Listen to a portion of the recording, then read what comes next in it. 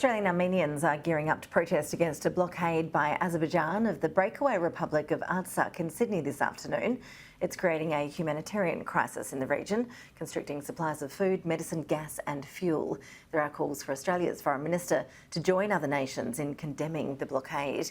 Joining us now is Michael Kolokossian, the Executive Director of the Armenian National Committee of Australia.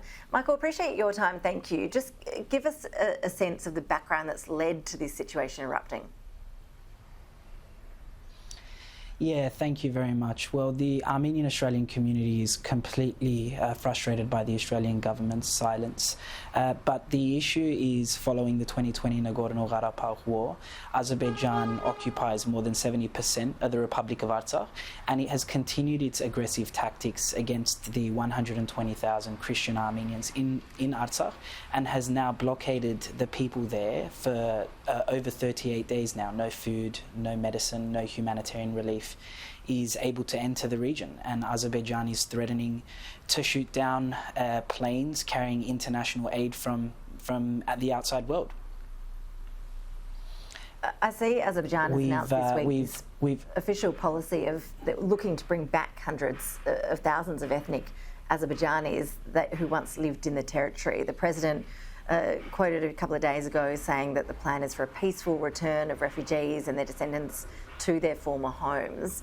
Are you cynical about the government's real motivations there? Yeah, definitely. The Armenian Australian community and the Armenian nation worldwide believes that this is just another attempt by the Azerbaijani Petro dictatorship to continue its ethnic cleansing policy against the people of Artsakh who live in that region, who have lived in that region for millennia. And this is the part of their genocidal intent to cleanse the region of not only its population, but its churches, its monasteries, and this is a centuries-old peoples who have lived there throughout millennia. And so just how dire is the humanitarian situation? What was that, sorry? I was wondering just how dire the humanitarian situation is getting for the people who are living there. Yeah, well, no food, no medical supplies, no humanitarian relief. We're talking markets don't have the most basic necessities, fruits and vegetables. People have to be transferred to the Republic of Armenia for immediate medical attention, and Azerbaijan is restricting that transport.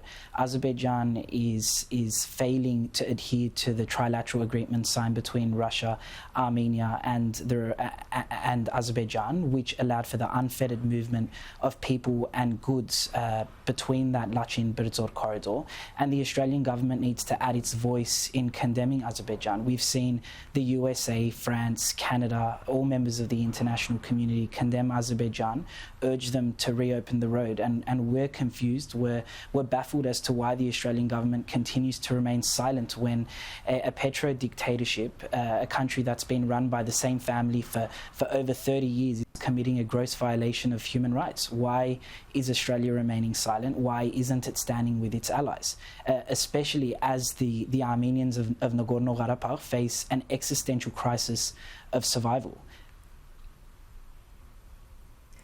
Michael Kolokossian, we really appreciate you joining us to give us a bit of an insight into the situation there, part of the world that a lot of Australians might not have been able to visit, but it does sound certainly very tough, and we appreciate you sharing your insights with us. Thanks so much.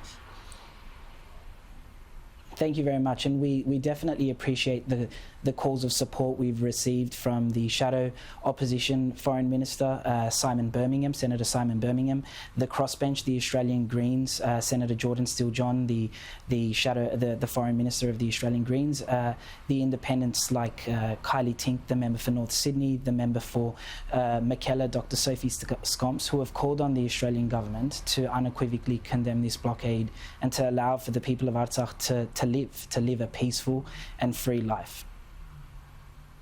Okay, well, we'll be keeping a close eye on that situation and see if there's any movement from the government on that one. Michael, thanks again.